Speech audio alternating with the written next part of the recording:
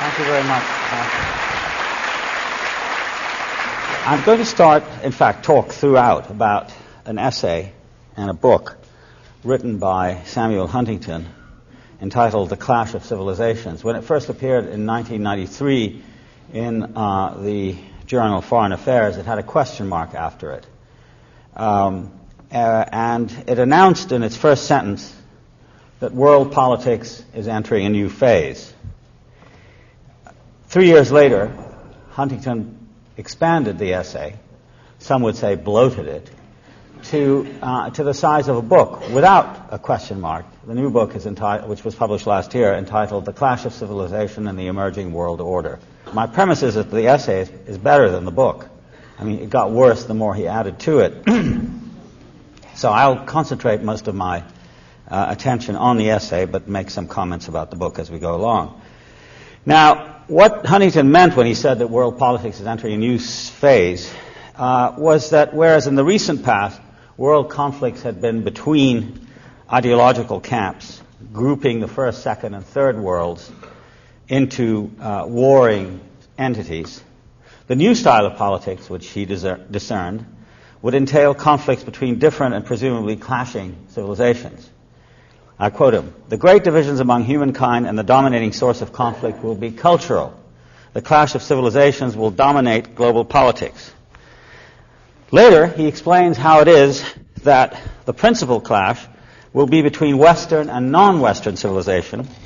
But he spends most of his time in the two works discussing the disagreements, potential or actual, between what he calls the West, on the one hand, and on the other, Islamic and Confucian civilizations.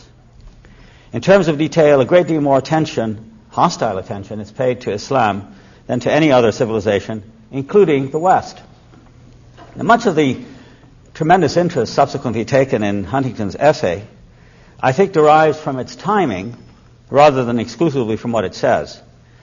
As he himself notes, there have been several intellectual and political attempts since the end of the Cold War to map the emerging world situation, and this includes Francis Fukuyama's thesis on the end of history, which nobody talks about, sort of the end of Fukuyama, really, and the thesis put about during the latter days of the Bush administration, the theory of the so-called New World Order. But there have been more serious attempts to deal with the coming millennium in works by Paul Kennedy, for example, Eric Hobsbawm, less interesting and more rabid, Conor Cruz O'Brien, Robert Kaplan, and a book that's apparently making the rounds in campuses on Jihad versus McWorld by Benjamin Barber. All of these books have done so, have looked at the coming millennium with considerable attention to the causes of future conflict, which has given them all, I think justly, cause for alarm. The core of Huntington's vision, which is not really original with him, is the idea of an unceasing clash, a concept of conflict which slides somewhat effortlessly into the political space vacated by the unremitting war of ideas and values embodied in the unregretted Cold War, of which, of course, Huntington was a great theorist. I don't think, therefore, it's inaccurate to suggest that what Huntington is providing in his work, especially since it's primarily addressed to influential opinion and policymakers, is, in fact, a recycled version of the Cold War thesis that conflicts in today's and tomorrow's world will remain not economic or social in essence, but ideological. And if that is so, then one ideology, the West's, is the still point or the locus around which, for Huntington, all other civilizations turn. In effect, then, the Cold War continues, but this time on many fronts, with many more serious and basic systems of values and ideas like Islam and Confucianism, struggling for ascendancy and even dominance over the West. Not surprisingly, therefore, Huntington concludes his essay with a brief survey, not only his essay but his book as well, with a survey of what it is that the West must do to remain strong and keep its opponents weak and divided. He says, The West must exploit differences in conflicts, I'm quoting now, in conflicts among Confucian and Islamic states to support in other civilizations groups sympathetic to Western values and interests, to strengthen international institutions that reflect and legitimate Western interests and values, and to promote the involvement of non-Western states in those institutions. Now, it's a very interventionist and quite aggressive attitude towards other civilizations to get them to be more Western. So strong and insistent is Huntington's notion that other civilizations necessarily clash with the West. And so relentlessly aggressive and chauvinistic is his prescription for what the West must do to continue winning, so that the reader is forced to conclude that he's really most interested in continuing and expanding the Cold War by other means, rather than advancing ideas that might help us to understand the current world scene, or ideas that would try to reconcile between cultures. Not only will conflict continue, but he says, the conflict between civilizations will be the latest phase in the evolution of conflict in the modern world. It's as a very brief and rather crudely articulated manual in the art of maintaining a wartime status in the minds of Americans and others that Huntington's work has to be now understood. I go so far as saying that it argues from the standpoint of Pentagon planners and defense industry executives who may have temporarily lost their occupations after the end of the Cold War, but have now discovered a new vocation for themselves. But perhaps because Huntington is more interested in policy prescriptions than he is either in history or in the careful analysis of cultures, Huntington, in my opinion, is quite misleading in what he says and how he puts things. A great deal of his argument, first of all, depends on second and third-hand opinion that scants the enormous advances in our concrete understanding and theoretical understanding of how cultures work, how they change, and how they can best be grasped or apprehended.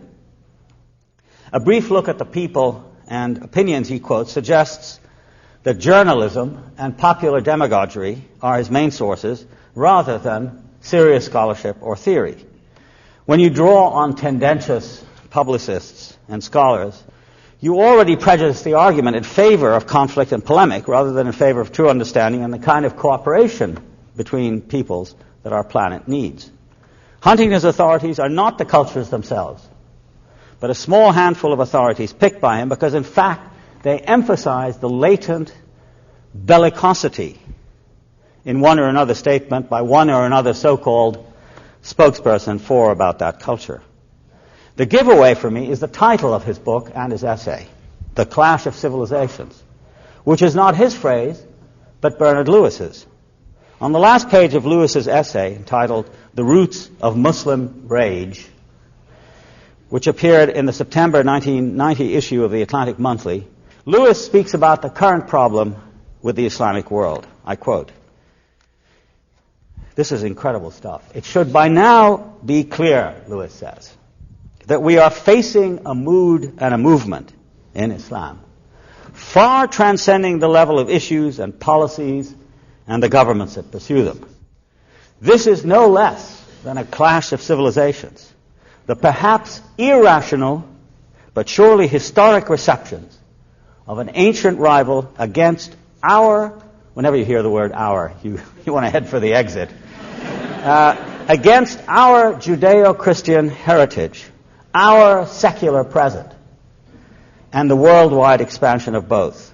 It is crucially important that we, on our side, should not be provoked into an equally historic but also equally irrational reaction against that rival. In other words, we shouldn't be as crazy as they are.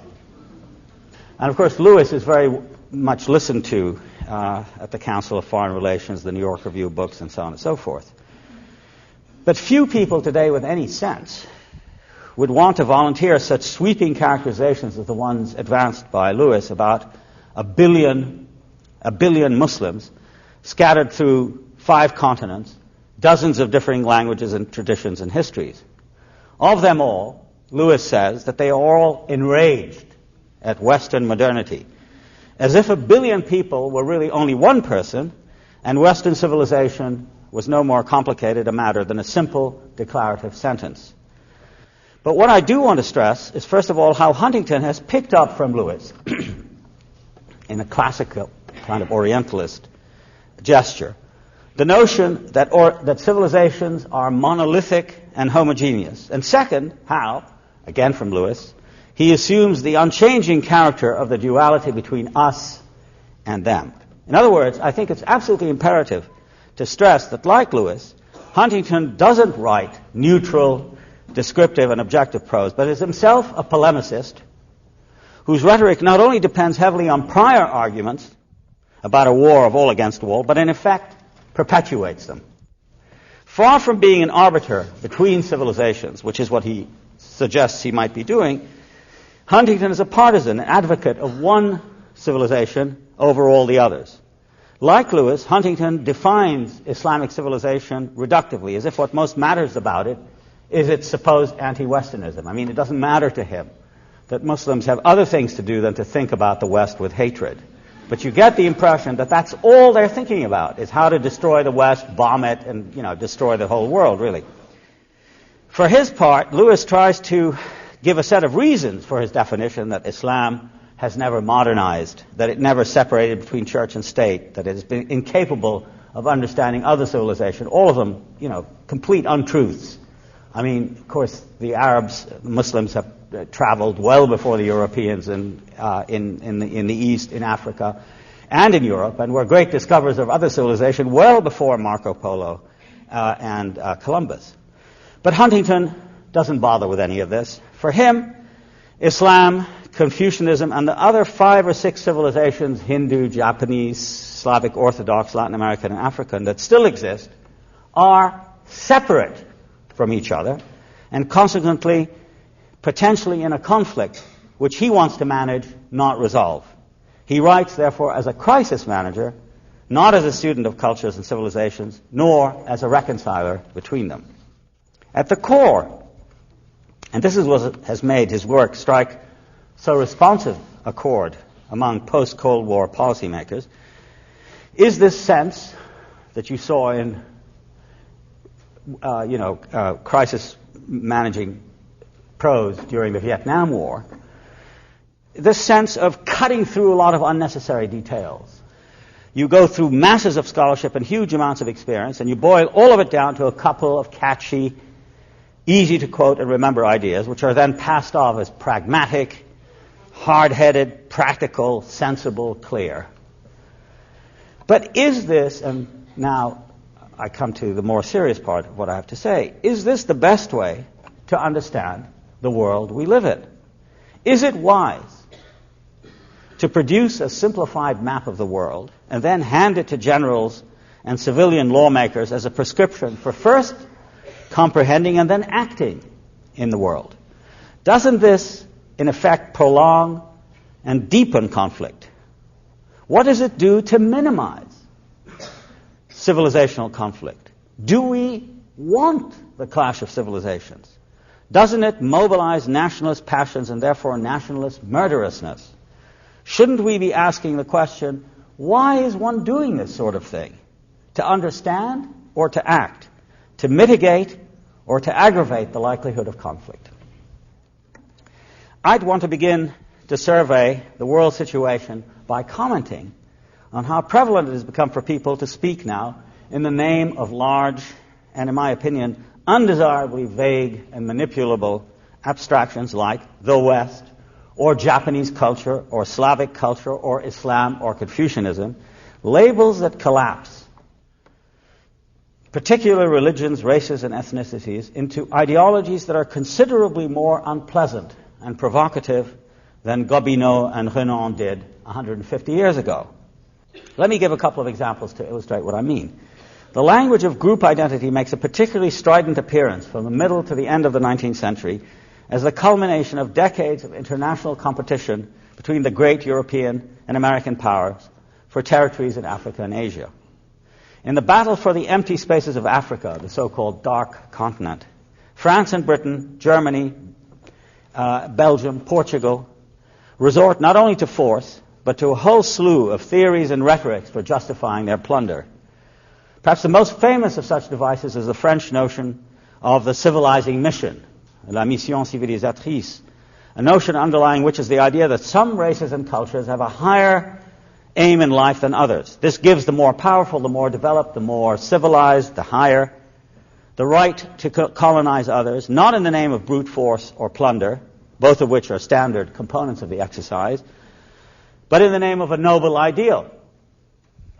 Conrad's most famous story, The Heart of Darkness, is an ironic, even terrifying enactment of this thesis that, as the narrator puts it, the conquest of the earth, which mostly means the taking it away from those who have a different complexion or slightly flatter noses than ourselves, is not a pretty thing when you look into it too much. What redeems it is the idea. An idea at the back of it, not a sentimental pretense, but an idea, and an unselfish belief in the idea, something you can bow down before and sacrifice to. In response to this sort of logic, two things occur. One is that competing imperial powers invent their own theory of cultural destiny in order to justify their actions abroad. Britain had such a theory, Germany had one, Belgium had one, and of course in the concept of manifest destiny, the United States had one too. These redeeming ideas dignify the practice of competition and clash, whose real purpose, as Conrad quite accurately saw, was self-aggrandizement, power, conquest, treasure, and unrestrained self-pride. I'd go so far as to say that what we today call the politics or the rhetoric of identity, by which a member of one ethnic or religious or national or cultural group puts that group at the center of the world, derives from that period of imperial competition at the end of the last century. And this, in turn, provokes the concept of worlds at war that quite obviously is at the heart of Huntington's article. In the related fields of political economy, geography, anthropology, and historiography, the theory that each world is self-enclosed, has its own boundaries and special territory, is applied to the world map, to the structure of civilizations, to the notion that each race has a special destiny, a psychology, and an ethos. Renan said, for example, that the Chinese race, its destiny is to serve. They are a docile people and they must serve. The black race must be the bearers, the laborers of mankind, because they're strong in physique and can work hard. That kind of. All of these ideas, almost without exception, are based not on the harmony, but on the clash or conflict between worlds. The second thing that happens is that the lesser peoples, the objects of the imperial gaze, so to speak, respond by resisting their forcible manipulation and settlement. We now know that active resistance to the white man began the moment he set foot in places like Algeria, East Africa, India, and elsewhere. Later, primary resistance was succeeded by secondary resistance, the organization of political and cultural movements determined to achieve independence and liberation from imperial control. At precisely the moment in the 19th century that among the European and American powers a rhetoric of cultural self-justification begins to be widespread, a responding rhetoric among the colonized people develops, one that speaks in terms of African or Asian or Arab or Muslim unity, independence, self-determination. In India, for example, the Congress Party was organized in 1880 and by the turn of the century had convinced the Indian elite that only by supporting Indian languages, industry, and commerce could political freedom come. These are ours and ours alone, runs the argument, and only by supporting our world against theirs, note the us versus them construction, can we finally stand on our own. One finds a similar logic at work during the Meiji period in modern Japan. Something like this rhetoric of belonging is also lodged at the heart of each independence movement's nationalism. And it achieved the result shortly after World War II, not only of dismantling over a period of about 20 years the classical empires, but of winning independence for dozens of countries thereafter. India, Indonesia, most of the Arab countries, Indochina, Algeria, Kenya, etc. All these emerged onto the world scene, sometimes peacefully, sometimes as the effect of internal developments, as in the Japanese instance, or of ugly colonial wars and wars of national liberation. In both the colonial and post-colonial context, therefore, rhetorics of general cultural or civilizational specificity went in two potential directions. One, a utopian line that insisted on an overall pattern of integration and harmony between all peoples. The other, a line that suggested as to how all cultures were so specific and jealous as to reject and war against all the others. Among instances of the utopian are the language and institutions of the United Nations, founded in the aftermath of World War II, and the subsequent development out of that of various attempts at world government, predicated on coexistence, voluntary limitations of sovereignty, the integration of peoples and cultures harmoniously. Among the second are the theory and practice of the Cold War, and more recently the idea of the clash of civilizations, which appears to be a necessity for a world of so many parts and indeed even a certainty. According to this, cultures and civilizations are basically separated from each other. That is to say, the core of Islam is to be separated from everything else. The core of the West is to be separated from all the others. I don't want to be invidious here. In the Islamic world, there has been a resurgence of rhetoric and movements stressing the innate opposition between Islam and the West. Just as in Africa, Europe, Asia, and elsewhere, movements have appeared that stress the need for excluding or exterminating, as in Bosnia, others as undesirable. White apartheid in South Africa was such a movement, as is the Zionist idea that Palestine should be for the Jews only and that Palestinians as non-Jews should have a lesser place. Afrocentricity, Islamocentricity are movements that also stress the independence and separateness of cultures. Within each civilizational camp, we will notice there are official representatives of that culture who make themselves into its mouthpiece, who assign themselves the role of articulating our, or for that matter, their essence. This always requires compression, reduction, exaggeration. So in the first and most immediate level then, statements about what our culture is, civilization is, or ought to be, necessarily involves a contest over the definition. That's why I think it's more accurate to say that the period we're living in is not the clash of civilization, but the clash of definitions. Anyone who has the slightest understanding of how cultures really work knows that defining the culture, saying what it is for members of that culture, is always a major, and even in undemocratic societies, an ongoing contest. There are canonical authorities to be selected, regularly revised, debated, selected, dismissed. There are ideas of good and evil, belonging or not belonging, hierarchies of values to be specified, discussed, rediscussed. Each culture, moreover, defines its enemies, what stands beyond it and threatens it, an other to be despised and fought against. But cultures are not the same. There is an official culture, the culture of priests, academics, and the state. It provides definitions of patriotism, loyalty, boundaries, and what I've called belonging. It is this official culture that speaks in the name of the whole. But it's also true, and this is completely missing from the clash of civilization argument as we hear it in Huntington. In addition to the mainstream or official culture, there are dissenting or alternatives, unorthodox, heterodox strands that contain many anti-authoritarian themes in them that are in competition with the official culture. These can be called the counterculture, an ensemble of practices associated with various kinds of outsiders, the poor, immigrants, artistic bohemians, workers, rebels, artists. From the counterculture comes the critique of authority and attacks on what is official and orthodox. No culture is understandable without some sense of this ever-present source of creative provocation from the unofficial to the official. To disregard the sense of restlessness in the West, in Islam, in Confucianism, within each culture, and to assume that there's complete homogeneity between culture and identity, is to miss what is vital and fertile in culture.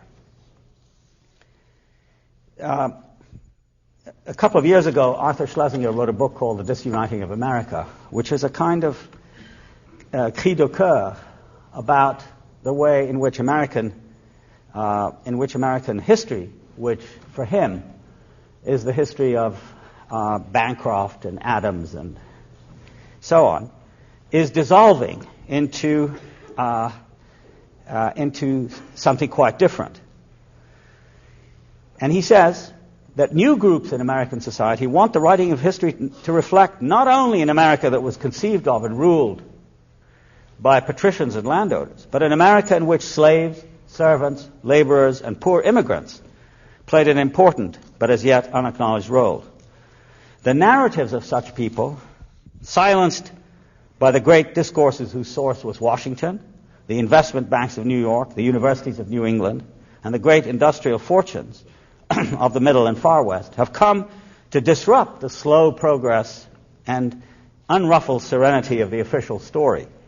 They ask questions, interject the experience of social unfortunates, and make the claims of lesser peoples, of women, Asian and African Americans, and various other minorities, sexual as well as ethnic. There's a similar debate inside the Islamic world today, which in the often hysterical outcry about the threat of Islam, Islamic fundamentalism, and terrorism that one encounters so often in the media, is often lost sight of completely. Like any other major world culture, Islam contains within itself an astonishing variety of currents and countercurrents. I would say that it is this extremely widespread attitude of questioning and skepticism towards age-old authority that characterizes the post-war world in both East and West. And it's that Huntington cannot handle, and therefore resorts to the business of the clash of cultures and the clash of civilizations. Two theorists of that sort, civilization identity is a stable and undisturbed thing, like a room full of furniture at the back of your house. This is extremely far from the truth, not just in the Islamic world, but throughout the entire surface of the globe. To emphasize the differences between cultures is completely to ignore the literally unending debate about defining the culture or civilization within those civilizations, including Western ones. These debates completely undermine any idea of a fixed identity, and hence of relationships between identities, what Huntington considers to be a sort of ontological fact of political existence, to wit, the clash of civilizations. Too much attention paid to managing and clarifying the clash of cultures obliterates something else. The fact of a great, often silent exchange and dialogue between them. What culture today, whether Japanese, Arab, European, Korean, Chinese, Indian, has not had long, intimate, and extraordinarily rich contacts with other cultures? There is no exception to this exchange at all. Much the same is true of literature, where readers, for example, of Garcia Marquez, Naguib Mahfouz, Kenzaburo Oe, exist far beyond the national or cultural boundaries imposed by language and nation. In my own field of comparative literature, there's a commitment to the relationships between literatures as to their reconciliation and harmony despite the existence of powerful ideological and national barriers between them. And this sort of cooperative, collective enterprise is what one misses in the proclaimers of an undying clash between cultures. The lifelong dedication that has existed in all modern and ancient societies among scholars, artists, musicians, visionaries, and prophets to try to come to terms with the other, with that other society or culture that seems so foreign and so distant. It seems to me that unless we emphasize and maximize the spirit of cooperation and humanistic exchange, and here I don't speak simply of uninformed delight or amateurish enthusiasm for the exotic, but rather profound existential commitment and labor on behalf of the other, unless we do that, we are going to end up superficially and stridently banging the drum for our culture in opposition to all the others. And we know also, in another very important study of the way cultures work, the book co-authored or co-edited by Terence Ranger and Eric Hobsbawm, that even tradition can be invented that. I mean, the idea of a culture and a civilization being something that's stable and fixed is completely disproved by this notion of how traditions can be invented, manufactured for the occasion. So the traditions are really not the wonderfully stable things that we are, but rather abstractions that can quite easily be created and destroyed, manipulated, and so on. As I've argued in several of my own works, in today's Europe and the United States, what is described as Islam, for instance, because this is where the burden, I think, of Clash of Civilizations thesis goes. What is described as Islam belongs to the discourse of Orientalism, a construction fabricated to whip up feelings of hostility and antipathy against a part of the world that happens to be of strategic importance for its oil, its threatening adjacence to Christianity, its formidable history of competition with the West. Yet this is a very different thing than what, to Muslims who live within its domain, Islam really is. There's a world of difference between Islam in Indonesia and Islam in Egypt. By the same token, the volatility of today's struggle over the meaning and definition of Islam is evident in Egypt, where the secular powers of society are in conflict with various Islamic protest movements and reformers over the nature of Islam. And in such circumstances, the easiest and the least accurate thing is to say, that is the world of Islam, and see how it is all terrorists and fundamentalists, and see also how different, how irrational they are compared to us. But the truly weakest part, and I conclude here, of the weakest part of the clash of cultures and civilizations thesis is the rigid separation assumed between them, despite the overwhelming evidence that today's world is in fact a world of mixtures, of migrations, and of crossings over, of boundaries traversed. One of the major crises affecting countries like France, Britain, and the US has been brought about by the realization, now dawning everywhere, that no culture or society is purely one thing. Sizable minorities, North Africans in France, the African, Caribbean, and Indian populations in Britain, Asian and African elements in this country, dispute the idea that civilization that prided themselves on being homogeneous can continue to do so. There are no insulated cultures or civilizations. Any attempt made to separate them into the watertight compartments alleged by Huntington and his ilk does damage to their variety, their diversity, their sheer complexity of elements, their radical hybridity. The more insistent we are on the separation of cultures, the more inaccurate we are about ourselves and about others. The notion of an exclusionary civilization is, to my way of thinking, an impossible one. The real question then is whether in the end we want to work for civilizations that are separate, or whether we should be taking the more integrative, but perhaps more difficult path, which is to try to see them as making one vast whole whose exact contours are impossible for any person to grasp, but whose certain existence we can intuit and feel and study.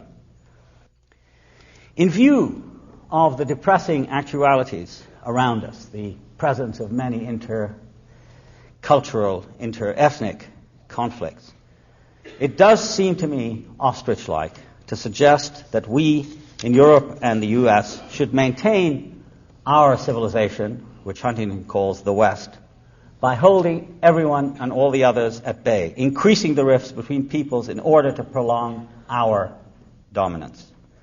That is in effect what he argues, and one can quite easily understand why it is that his essay was published in Foreign Affairs, and why so many policymakers have drifted toward it, as allowing the U.S. to extend the mindset of the Cold War into a different time and for a new audience. Much more productive and useful is a new global mentality or consciousness that sees the dangers we face from the standpoint of the whole human race. These dangers include the pauperization of most of the globe's population, the emergence of virulent local, national, ethnic, and religious sentiment, as in Bosnia, Rwanda, Lebanon, Chechnya, and elsewhere, the decline of literacy and onset of a new illiteracy based on electronic modes of communication, television, and the new information global superhighway, the fragmentation and threatened disappearance of the grand narratives of emancipation and enlightenment. Our most precious asset in the face of such a dire transformation of history is the emergence not of a sense of clash, but a sense of community, understanding, sympathy, and hope, which is the direct opposite of what Huntington provokes. If I may quote some lines by the great Martiniquean poet, Aimé Césaire, that I used in my book on culture and imperialism, and I never tire of quoting these lines. And he speaks here of man, l'homme in French. But the work of man is only just beginning, and it remains to conquer all the violence entrenched in the recesses of our passion. And no race possesses the monopoly of beauty, of intelligence, of force, and there's a place for all at the rendezvous of victory. In what they imply, these sentiments prepare the way for a dissolution of cultural barriers as a kind of blockage between cultures, as well as of the pride that prevents the kind of benign globalism already to be found, for instance, in the environmental movement, in scientific cooperation, in the women's movement, in the universal concern for human rights, in concepts of global thought that stress community and sharing over racial, gender, or class dominance. It would seem to me, therefore, that efforts to return the community of civilizations to a primitive stage of narcissistic struggle needs to be understood not as descriptions about how, in fact, civilizations behave, but rather as incitements to wasteful conflict and unedifying chauvinism. And that seems to be exactly what we don't need. Thank you.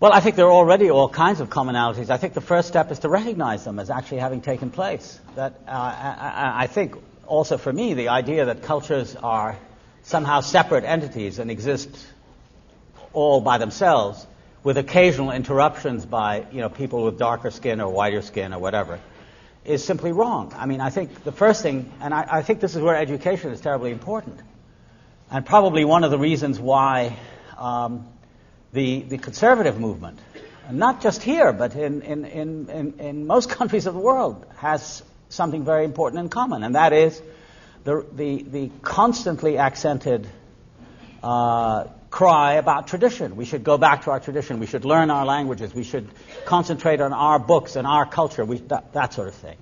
And I think that's bankrupt. I mean, I think all systems of education, alas, are still deeply, sometimes unconsciously, nationalistic. So I think we have to denationalize education and realize and make it possible for people to understand that we live in a very complex and mixed world in which you can't separate cultures and civilizations from each other, but in fact history ought to be taught as the exchange and, of course, the clash of civilization. So I think that's the first step. And once you go from there, then I think we have a better understanding of the way certain kinds of conflict are wasteful and hopeless. I mean, ethnic cleansing, the idea of apartheid, all of these schemes for isolating people, and so on and so forth. I mean, I think it's fairly clear and straightforward. Alas, it requires a lot of work because you're bucking a very, very strong, entrenched position, which says that we are the center of the world, whoever we are. And all of what I've said is really intended as a critique of that kind of monotheistic position.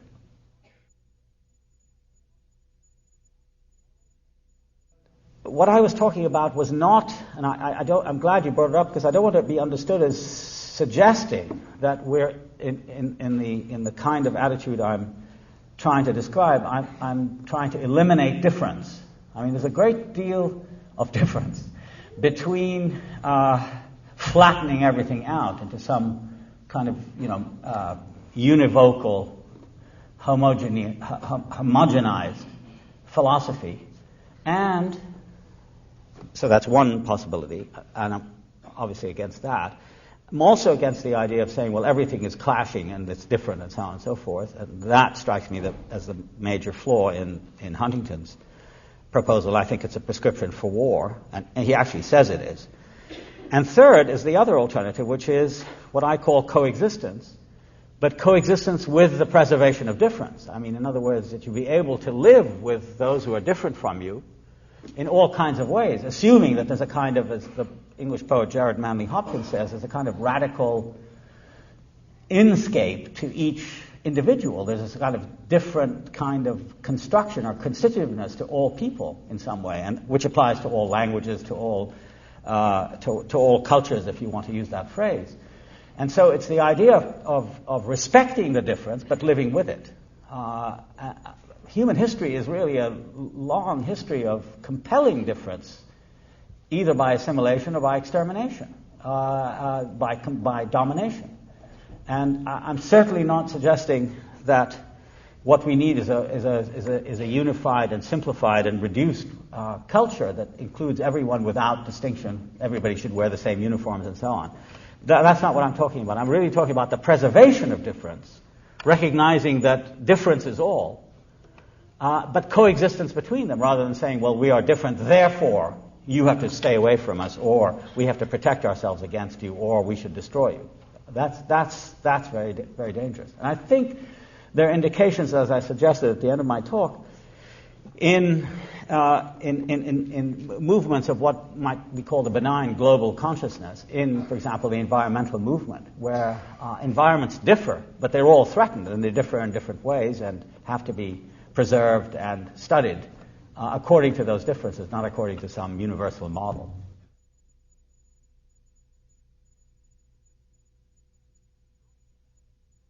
How to combat it? Well, I mean, this is one way to combat it, is to reveal it for what it is, and to debate it, and through the various kinds of processes of education I talked about. Plus, I think, one of the things that's very striking to me, as somebody who travels in and out of the United States a fair amount, is the fact that, most American intellectuals are really not as conscious as they perhaps ought to be of how powerful the effect of U.S. intervention is throughout the world. I mean, I think, therefore, the main duty for an American intellectual is to think about the responsibility of addressing this vast interventionary power which is scattered all over the world, where U.S. interests are to be found. I mean, I think that's an important moral and political task that has to be defined. And in this period of basically inertness, where there isn't much debate on intellectual and policy issues outside, the great think tanks and centers like the Rand Corporation and the Pentagon and so on and so forth, it seems to be terribly important. What are we going to do with all these nuclear devices that are secreted all over the country, and all these, these B-2 bombers and et cetera? I mean, this is a vast military budget that is supposed to police the world.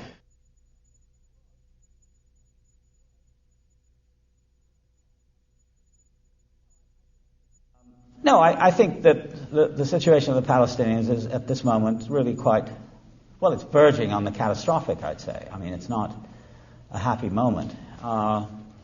Not only is there really a quite crazy, in my opinion, well, egregious is the word I sometimes use for Netanyahu, but I mean, there's something quite bloodthirsty about him. And this is the head of the, as Mr. Arafat calls them, our peace partners, on the one hand, and on the other, you have the United States pretty much backing Israel. I mean, there are a few bleats here and there from Albright and a couple of others saying, well, please, time out on the settlements. I mean, the suggestion being, if you count to 10, and during the count of 10 you don't build any settlements, you're somehow being a nice guy. And then after 10 you can build all the settlements you want, which is the theory, I think.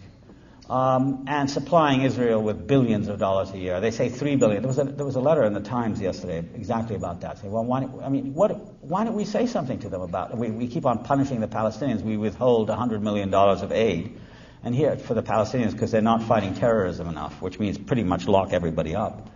So why don't we withhold some of the aid to Israel? Was the question. I think it's a very good question. It's never asked. And then I mean, it's a catalog of woes. And then, we're at a moment in our history as Palestinians, that we are led by, I don't know, words fail me, I don't know what we're led by, but not a very bright leadership. Going from one mistake after another without and there's a kind of natural thing that occurs amongst most people, that in times of trouble you don't want to change horses in midstream. I mean, and there's the leader, and we're beset on all sides. We can't move. The refugees have no passports. They're unable to work. They're unable to travel. There's 7 million Palestinians in the world today, more or less, facing the same problems. Some obviously worse than others. And the people on the West Bank and Gaza have lost, 50% of their income over the last 4 years since the peace process began. And unemployment is up to anywhere between 30 and 60%, and houses are constantly being destroyed, and property is taken from Palestinians, and new settlements are being built in Jerusalem. Jerusalem is being Judaized. So in all of this, it's very difficult to say that there's much brightness on the horizon. I think it's a particularly bad period, which I'm afraid will get worse, because the leadership is very shaky. Arafat has very little popularity now for obvious reasons. I mean, he hasn't delivered anything except problems, and he keeps rounding people up, as the Israelis tell him to do. And his men in Washington keep on conceding more to the Israelis, agreeing to more humiliating terms. And I think the main problem, and I think this will probably help a great deal in the near future, will be the clarification of what it is that we're all about. I mean, for years we used to say that we want to liberate Palestine, and then we say we want to liberate a part of Palestine, then we want sovereignty on that, then we accept autonomy on that. We don't even get that. So the horizon keeps shrinking, and people don't know what the whole struggle is all about. And until that is made clear, unless there's some kind of consensus, which is bound to arise at some point, I think our situation will get worse. And finally, it's been Iqbal shares the same, view. It's been our view that, that the United States plays an extremely important role. And I think the view of most people, I'm talking about, citizens like ourselves, is that the situation in the Middle East, especially with regard to Israel and the Palestinians, is simply unacceptable. I mean, this is, the most extraordinary kind of flouting of the rules of international and even national behavior. Collective punishment is the order of the day. People are killed all the time. And, the idea is that Israel can do this and we can continue to pay for it. So what I've been surprised by is the absence of a movement in this country of people who are willing to take this quite important issue. And it's a movement, I think, that a lot of Jews have to be involved in it. I don't think it's just, I know it's Rosh Hashanah, so I don't think, but I think it's not something that you can turn your head away from, because this is done in the name of the Jewish people. And I think it's a quite important political and historical struggle. And at the bottom is a question of fairness and justice. Not of the United States, but of the future of these two peoples who have to in some way share Palestine. But I think the role of the United States and the United States citizenry is absolutely central. Raised consciousness and asking questions and not allowing these things to happen in the name of the West and the great and the good and the beautiful without demurral.